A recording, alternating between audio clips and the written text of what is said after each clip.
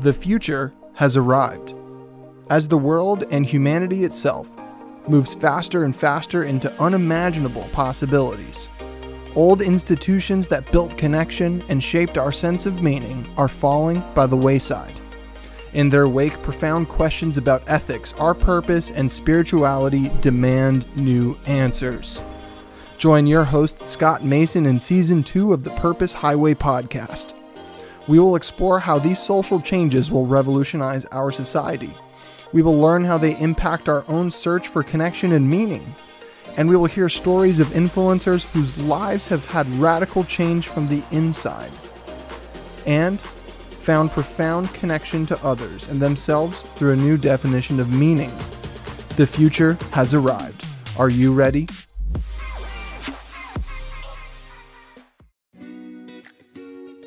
When you're racing down the Purpose Highway, we want to make sure you're healthy and happy every step of the way. That's why we're proud to partner with It's NOLA, 21st century plant-based healthy granola snack bites made with real ingredients and audacious flavor. It's NOLA crafts small batch hand-rolled granola balls that are vegan, gluten-free, and naturally low in sugar. It's NOLA's delightful bites come in 3 flavors: luscious cranberry coconut, sassy mango masala, and dark, decadent, chewy chocolate. It's NOLA is available to both individual customers and for wholesale accounts at itsnola.com. That's ITSNOLA.com. Guests on this show are already enjoying this delicious snack. Check out It's NOLA's website for yourself and find out how good it is.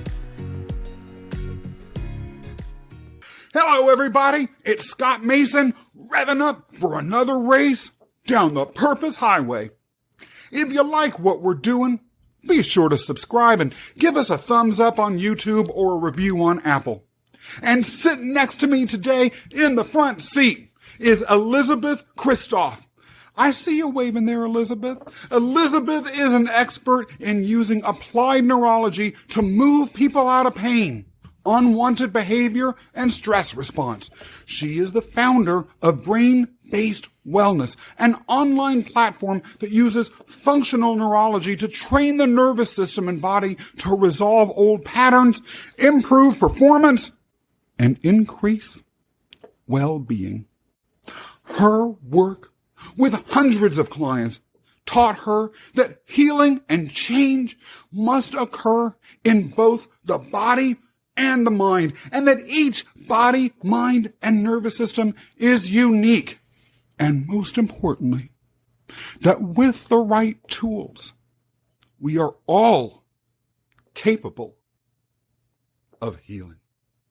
Elisabeth, welcome to the show. Thank you. Thank you so much for having me on. I'm really excited to have this conversation.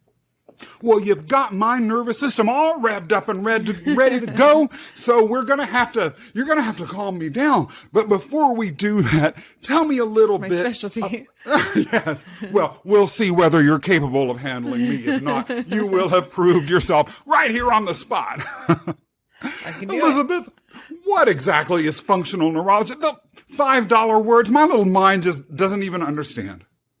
Yeah, so many people haven't even heard of applied neurology or functional neurology. And what it is it's really a training system for your nervous system. So one thing that's really important to understand when we talk about all of this is that we all have this really miraculous, well-designed system inside of us, our nervous system, and it functions as our operating system. And that system is always taking in stimulus from the world around us. It's integrating that stimulus, and then it's generating an output. And the primary job of that output is to ensure our survival. And so what applied neurology does is it trains your different input systems, like your visual system, your eyes, the balance system inside of your inner ear, your body mapping system, and stimulates certain important cranial nerves so that your brain and your nervous system are getting higher quality information on a second by second basis. And when your brain gets better information, it can do its primary job, which is to take in that information, make a prediction, and keep you alive better. And so it's really using the latest in brain science to create very practical exercises that people can do on a daily basis to train their nervous system to be more resilient. I'm going to talk for a minute about why it's so important that you are on this show. And then I'm going to just see if you agree with me or not. Maybe you'll just click your computer and stomp off in a rage and then talk about applied neurology and stress response to someone else. I don't think so. Doubt it. I believe that we are in the middle of a silent revolution of thought. And that revolution involves and is being manifested by or predicated by, depending on your point of view, the collapse of a lot of the historical institutions, such as major religions, that have provided us with a grounding in spirituality, ethics, and purpose by connecting each other as we quest for those. What is in the aftermath is still in the process of being evolved. But this is a revolution of historic proportions. I also believe that this is happening at the same time as what I call the secret plague. The secret plague is alienation, particularly in young people. The collapse of trust in the major institutions, political institutions, work institutions, business institutions, religious institutions, every sort of institutions has left people without the ability to connect. And that obviously ties into the silent revolution. So we have changes in thinking, the absence of a clear pathway for people to connect in the search for meaning, and alienation that results from that. I also believe that this is having significant cultural repercussions. How do you see the issues that I was just talking about? Do you even agree that they exist, particularly this alienation? And if so, how do you think that they are playing out, particularly with millennials and Gen Z that have grown up in the midst of this huge transition? I 100% agree that we're in the middle of a time of massive change and reshaping. And I also agree about the isolation and the disconnection. And those are two really important points if you look at them in terms of the nervous system. So why is it important to learn how to regulate your nervous system during this time so that you can show up and continue to be a part of these changes and the reshaping of society? Well, as things change, that is inherently threatening to our brain and to our nervous system, not our prefrontal cortex, but our old brain, our survival brain, because our brain functions on pattern recognition, and it uses that pattern recognition to generate predictions and to generate an output that again is intended to keep us alive. And our brain's primary job is our survival. And it is always taking in that information and it's making a decision, safe or unsafe. And if the decision is unsafe because the situation is not predictable, then your brain starts to generate protective outputs. Those outputs are intended to make you interact with the world less, to keep your world smaller, to keep you safe. So those outputs can look like muscle weakness or tightness in your muscles, so you can't take as big as steps. You have to work out with less intensity, but they can also look like migraine, depression, anxiety, anything that's going to make you go lay down in your bed, pull the covers over your head, and block out the amount of stimulus that's coming in because your brain doesn't feel safe. So as all these changes are going on in the structure of our society, in our ways of thinking, in the world around us, a pandemic, all the social justice changes that are happening, even if these changes are good, even if these changes are things that we want to bring about in the world, that change is still threatening to the brain at a very primal survival level. So if you want to avoid moving into those protective outputs, you have to learn tools to regulate your nervous system in the times of change and to move that stress through your body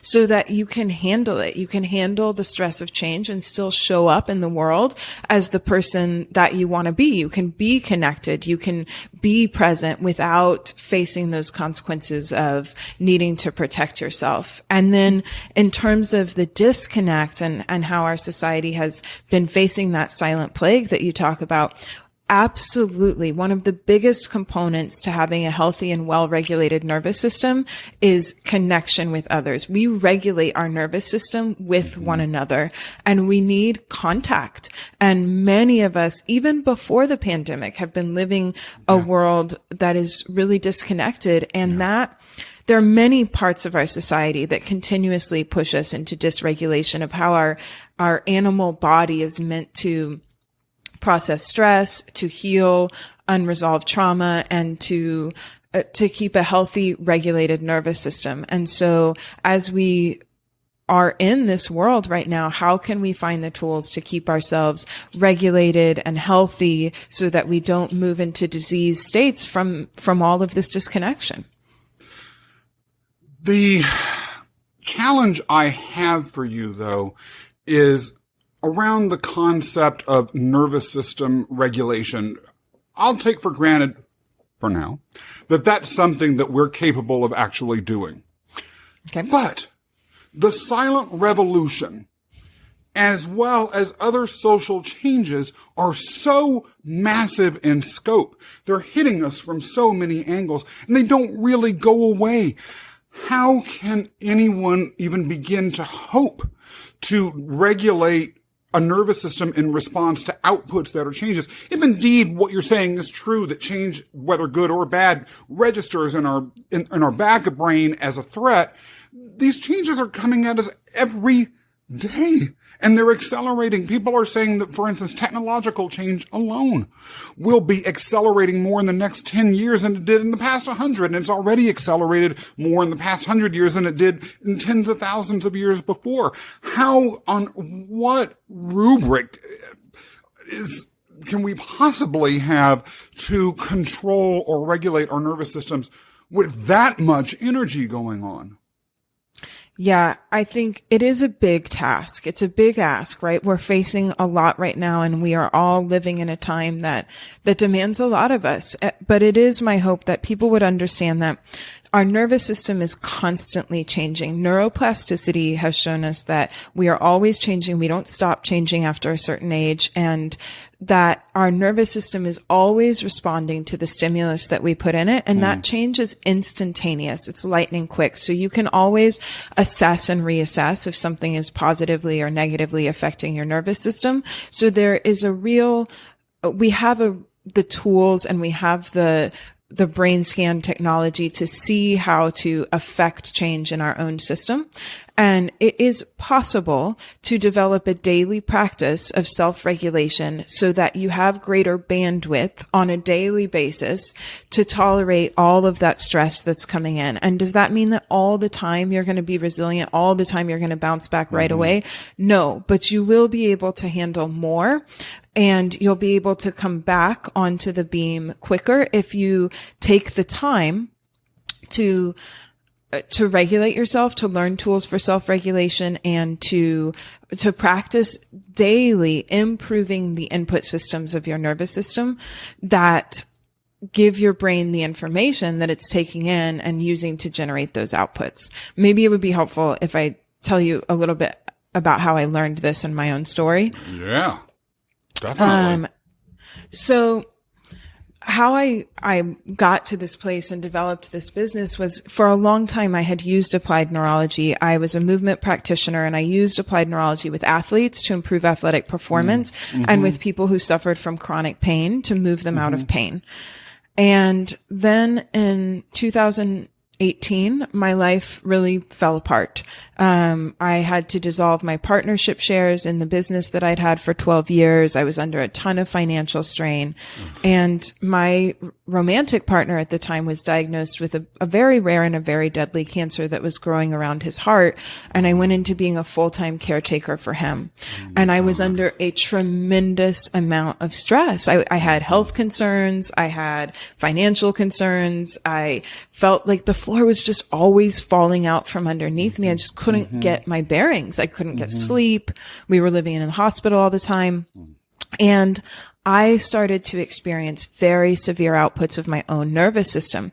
I suffered from binge eating, so I would use that as a tool for self-regulation. I would almost black out all the time. I was having chronic pain and migraines, a lot of brain fog, and the volume on all of those just kept getting turned up because I was under so much stress.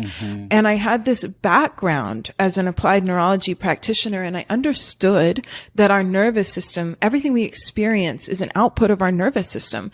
And I began to recognize in myself the same signals I looked for in my pain clients, the same threat signals that I would see before I would move into a binge or have a migraine or have kind of a dissociative episode.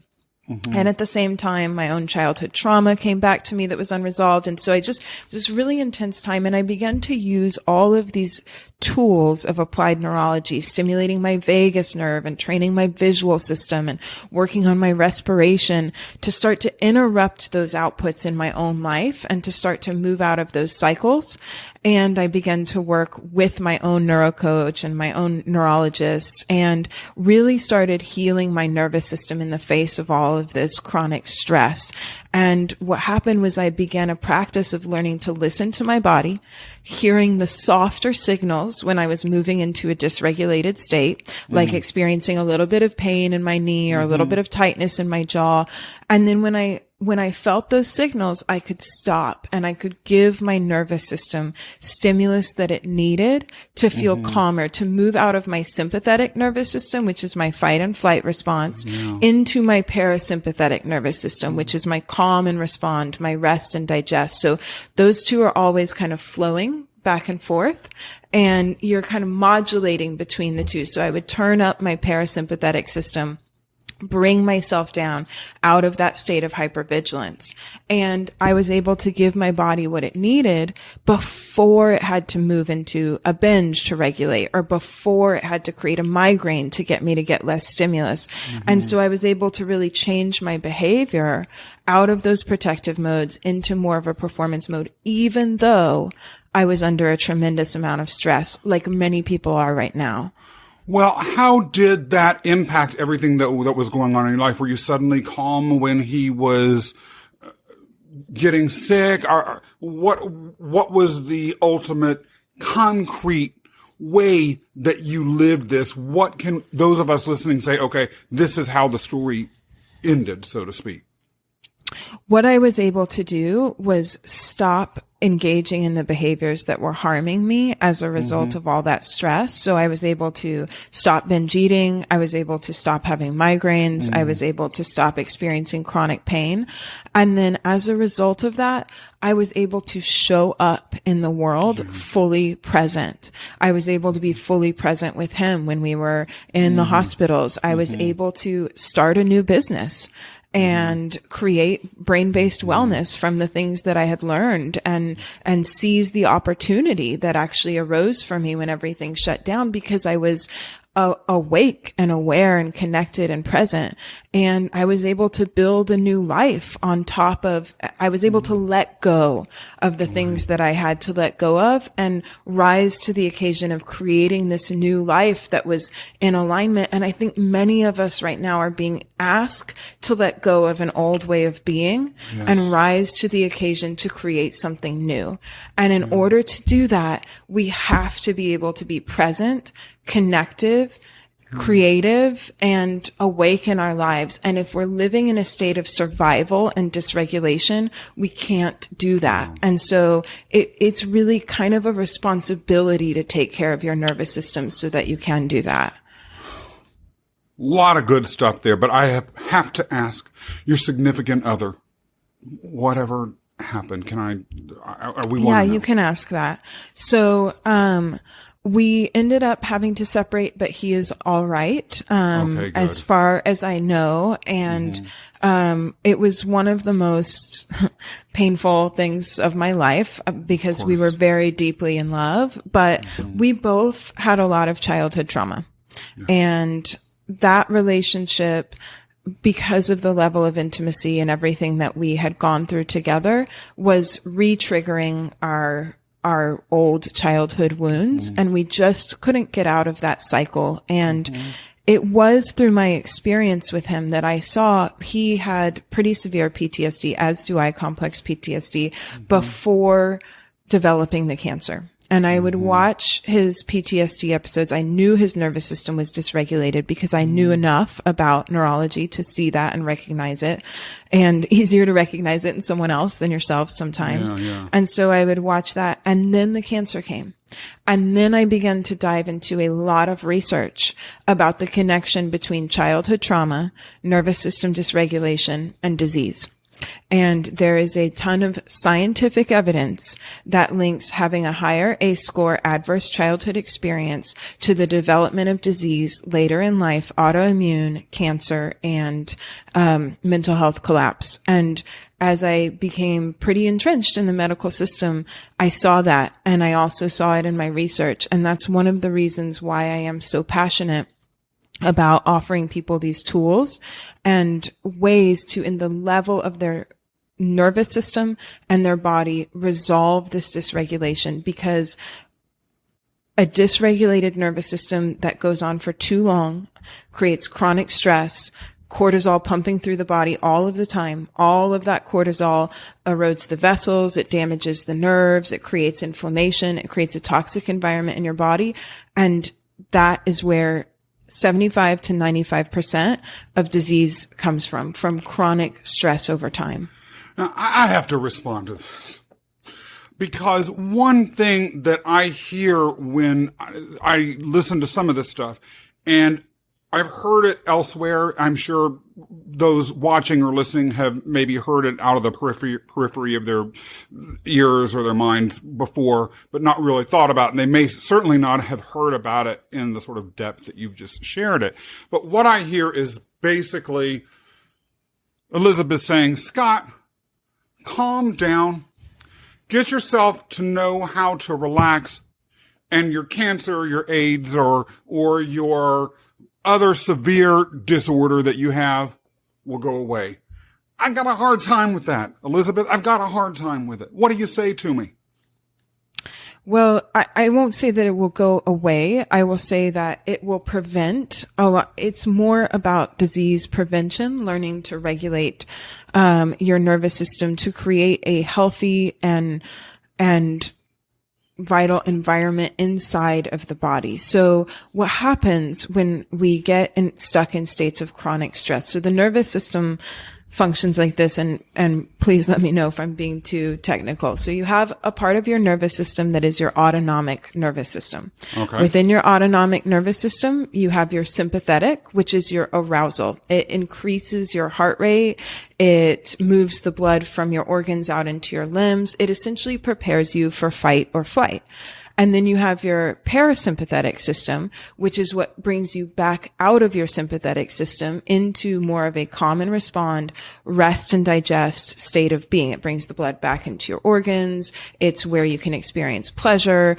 And we are always moving between those two states. You're never trying to just stay in one. You don't want to just be calm all the time. You don't want to just be aroused all the time. You want to kind of be able to oscillate between the two, but you don't want to get too far up into either way. And when you get stuck in that state of hyperarousal or hypervigilance, which often comes from unresolved trauma or daily habits that dysregulate your nervous system, chronic high stress.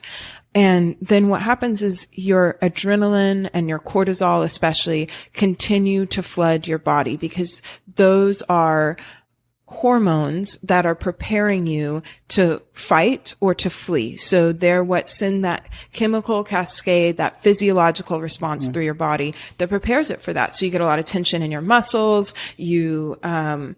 Your heart rate speeds up because your body is preparing to take those actions. But if you stay there, then your heart rate is always elevated. Then you get chronic tension in your muscles. And then also too, cortisol, especially when it pumps out for too long, starts to damage nerves and damage vessels. And one of the most important nerves that it damages is your vagus nerve. That's cranial nerve 10. Runs from your brainstem all the way down into your pelvis. And your vagus nerve is what gives your brain signals from your body up that tells your brain what's going on inside of your body. Your vagus nerve is also the most important player in your parasympathetic response, that calm and respond, rest and digest system. And when the vagus nerve gets damaged, it also affects your inflammation. It affects your heart rate. It affects your respiration rate. And so all of those things over time start to lead to more inflammation in the body, chronically high heart rate, chronic tension in the muscles. And those are the states inside the internal states of being in which disease thrives. That becomes autoimmune response. That becomes a toxic environment inside of your body. Makes sense. But just got to ask you this. Does that mean I can't be all histrionic and can't be all high wired and high voltage? Cause just the thought of having to be all calm all the time, that ain't Scott Mason. What do you say to someone like me who just likes being out there and being all dysregulated? I don't think that your energy is a sign of being dysregulated. I think it's actually a sign that you are very present, you're very regulated, and that's just part of your personality and the way in which you thrive. What I would look for instead as signs of dysregulation is your heart racing? Is your mouth dry, right? Because part of our calm and respond network is our digestion, and saliva is part of that digestive process. So when your mouth dries up, you're actually moving out of your calm and respond into your sympathetic, your fight and flight. So if you notice your mouth is drying up, your heart is racing, you're getting a lot of tension in your shoulders and your neck, a lot of tension in your muscles that are preparing you to flee, then that means you're moving into dysregulation. But if when you're sitting here, you're talking to me and you're excited and you're engaged and you're present and you feel good inside your body, you feel like your heart is just fine, you feel like you are relaxed in your muscles, you feel like you have saliva in your mouth and you're present and connected, then I would say you are in a regulated state right now. Now, the audience may, as a matter of personal self-assessment, when they're listening to this, watching it, or thinking about some of the things we were talking about at the top of the hour, in particular, alienation, institutional distrust, not having places where they can go and be surrounded by people that they really trust and feel comfortable with, or where they have a sense of meaning and where they really feel like they matter for who they are, not just for how much money they can make for somebody. That alienation is a feeling state, but it's not exactly what I would call trauma. And the reason why I raise that is because, especially for a guy like me, in the space that we're dealing in when we're talking about things like purpose and meaning and spirituality, there's a lot of talk back and forth, usually in these very soothing, mystical sort of terms, about healing. I may have a feeling state of being alienated. That doesn't mean I'm broken. And so one of the things that I have problems with around the whole nature of this discourse is a lot of times an assumption that somehow we're broken. We may not feel connected with other people. That doesn't mean we're like some toy soldier that's been tossed aside by the person who he played with for years and thrown into the trash can. How do you address the needs, if at all, of someone who doesn't feel like they've got a fundamental disconnect that needs healing?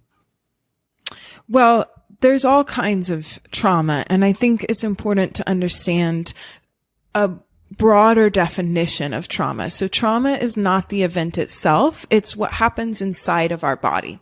Trauma is how you feel inside and what happens again when you're re-triggered by something. So again, it's that sense of your heart racing, your immune response kicking up, inflammation, tension in your muscles, emotional reactivity, all of these that's the trauma. It's what happens later. It's what lives inside of your body. And it's not ever just at the time of one event. Trauma doesn't have like a single time. It doesn't know time and space. It just exists inside of you.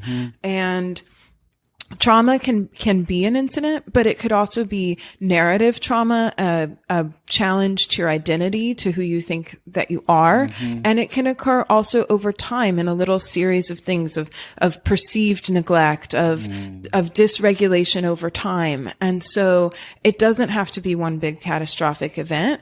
And then we also are just talking about generally, it doesn't even have to be trauma that dysregulates your nervous system. There are many things about our current society that dysregulate our nervous system and can lead to that sense of not feeling okay inside of your body, or lead to those protective outputs that don't have to be a big traumatic event, but it can simply be sitting still for a long period of time every day and looking at a computer screen that's always 13 inches away from your face is not great for our nervous system. We're human beings. We're made to move. We're made to look at things that are both near and far away. We are made to regulate by being around other people. We're made to be out in nature some.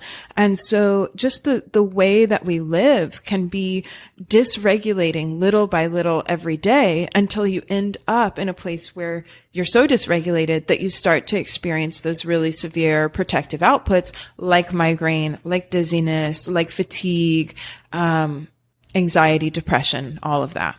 I'm going to go back a few minutes in the conversation to touch on something that you said that really speaks to me. I wonder if you and I are both mutual radicals around a related thing. I'll tell you my radicalism and you tell me whether you're a radical too. And if you're not, that's fine. We want to hear the truth. So my radicalism is as follows. I believe that we each were given gifts by providence or by the universe or by our genetic makeup. And we were given experiences. And it is our responsibility to merge those together and be all that we can be in the world. To ignore those gifts, I believe, and this is the radical part, is an ethical crime. You said earlier, you believe we have an obligation to be present, which is very similar to what I'm saying. That to me seems like a radical statement. Are you a radical? I think I might be. I definitely resonate a lot with that. And one of the things that I do deeply believe is that healing is not only possible, but it is a responsibility. And so for myself and in my own life, as I went through that time of stress, I do believe we're given experiences so that we become uniquely qualified to share what we see with the world from those experiences. And though that time in my life was very dramatic, for lack of a better word, it was very high stress. It also allowed me to see things very clearly that maybe not everyone else would have such a view to see. And I also had the unique background of having been trained since 2015 in applied neurology and having a very deep understanding of how the nervous system works and how the body works. And putting all of that together with those experiences really led me to have a unique message, a unique skill set to share with the world. And I believe that if I hadn't taken the time to do my own healing process and to help myself become resilient through those events, I would not have been able to walk toward my purpose and put that out into the world. I just got to ask you as an aside before we go into purpose, because yes, we are going to talk about that. Was it a little bit freaky deaky saying, these are the dysfunctions I deal with and everyone else? Oh, I'm doing this too? Oh, that I am putting myself out there in the ways that I am Yeah, realizing dysregulated. that you were the person now who was having all of the dysfunctions and the dysregulations that you were spending all your days diagnosing and dealing with everyone else on. Yeah, yes. And it's still kind of scary to put that stuff out there into the world and, to say like, hey, look, I am just as human as the rest of us. And though I know all of this, there's a difference between knowing something in your prefrontal cortex and actually living the work and healing your own body and healing your own nervous system and experiencing the work. Right. And so, I had to come to terms with that. A lot of my life, I had protected myself and survived through my intellect, and I really understood everything, but I was still frozen in my limbic system, which is my emotional center, and I was stuck in a state of fight and flight in my back brain and my brainstem. And I had just been pushing and pushing and pushing through, even though I taught mindful movement, even though I worked with people in chronic pain, even though I was an applied neurology practitioner, I myself, for most of my life, had been cycling through that cycle of hypervigilance, pushing, working so hard to ensure my survival, and then hypoarousal, shutdown, brain fog, migraine. And I had to take a look at that and really start to understand that in myself, understand the root causes of it and heal it. And then it's been a process to be open about that with the world. But I do believe that sharing that is what helps other people recognize it in themselves and then understand that it's possible to do something about it, not just here, not just in your higher order thinking systems, but that a different way is possible that addresses it in both the body and the mind and the system, the whole system.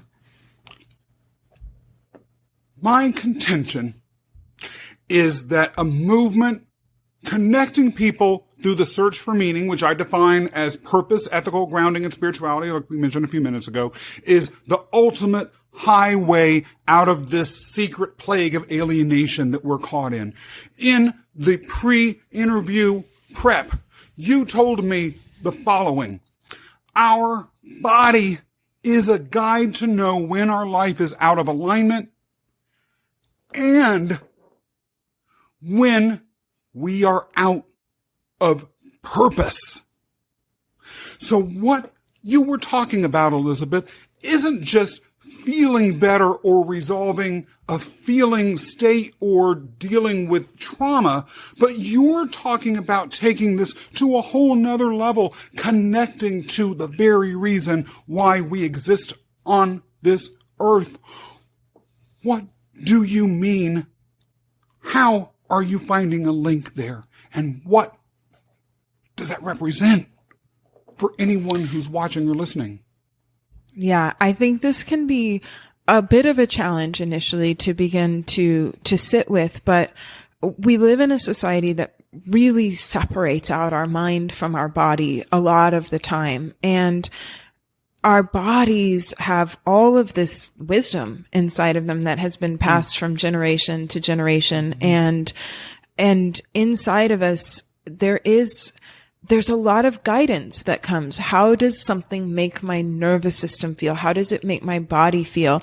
And when I am in purpose and I'm around people that help regulate my nervous system, there is a different felt sense inside. And it took me a while and by a while, I mean like a couple of years, to start to drop from my head down into my body and to just become curious about what my body was trying to teach me, to sit with my body. And even as much as sit with my pain, if I was experiencing pain in my body, what is this pain trying to teach me? What is it trying to tell me?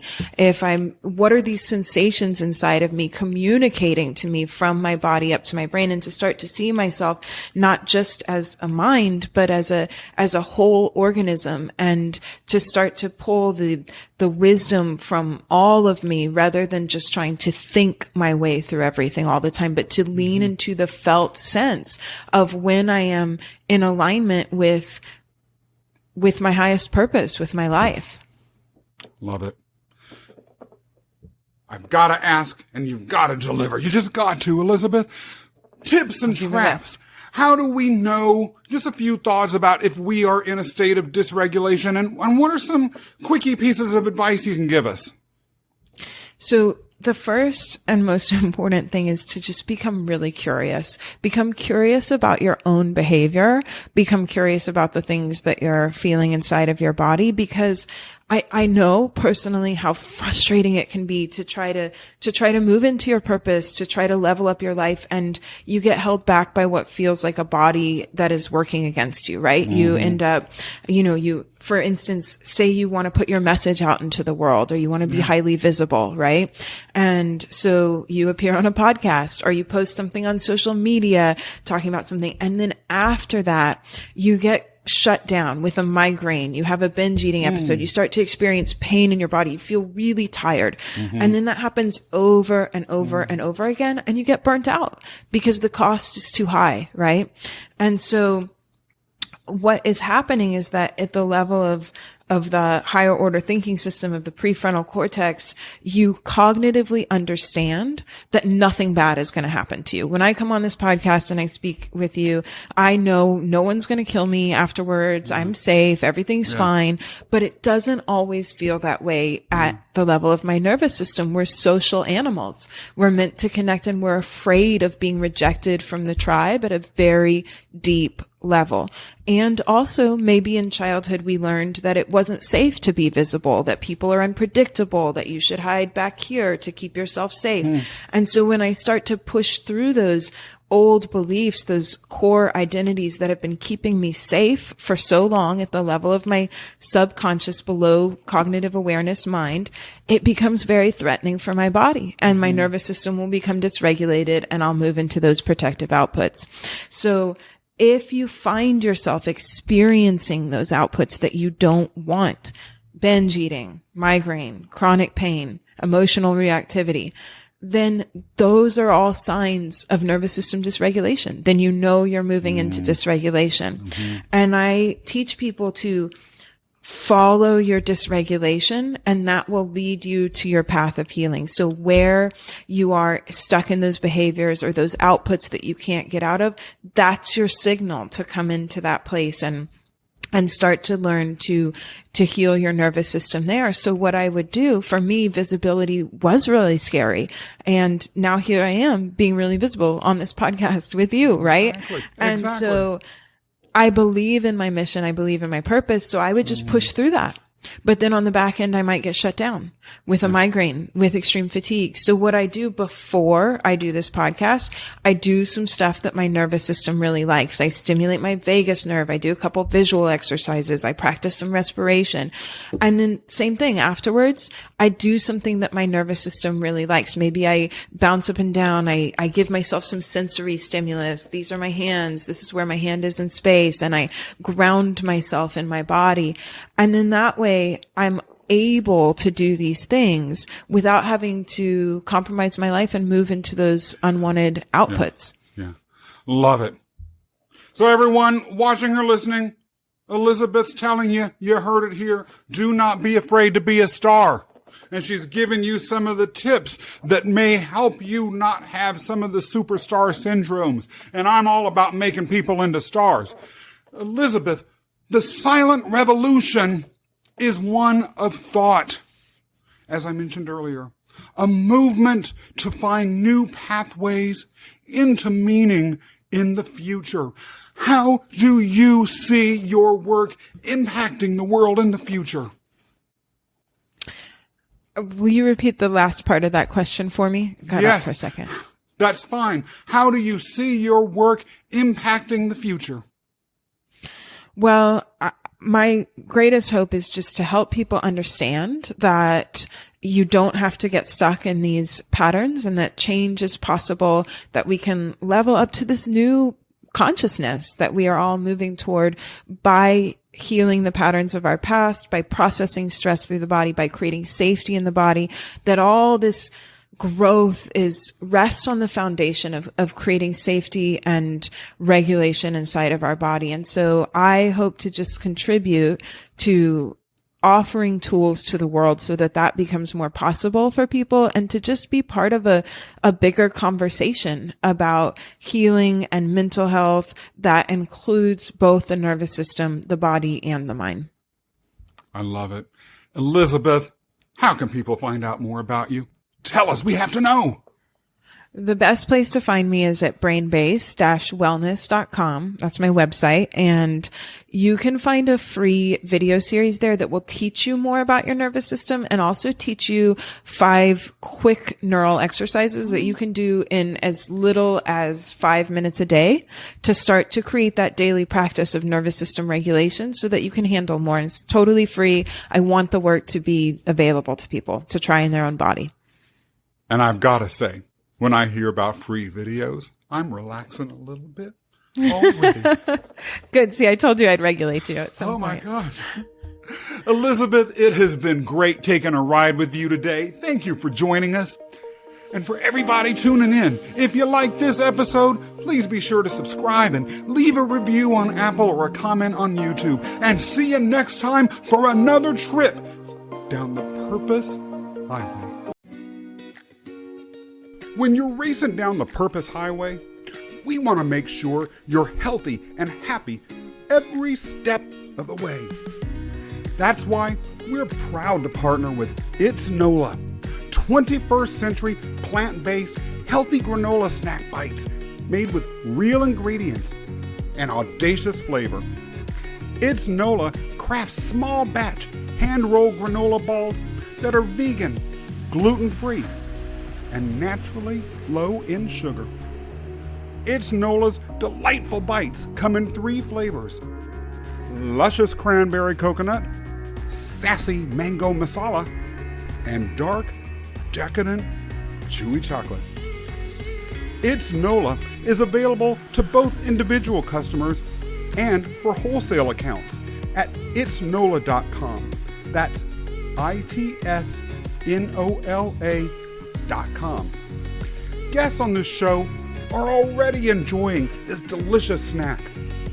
Check out It's NOLA's website for yourself and find out how good it is.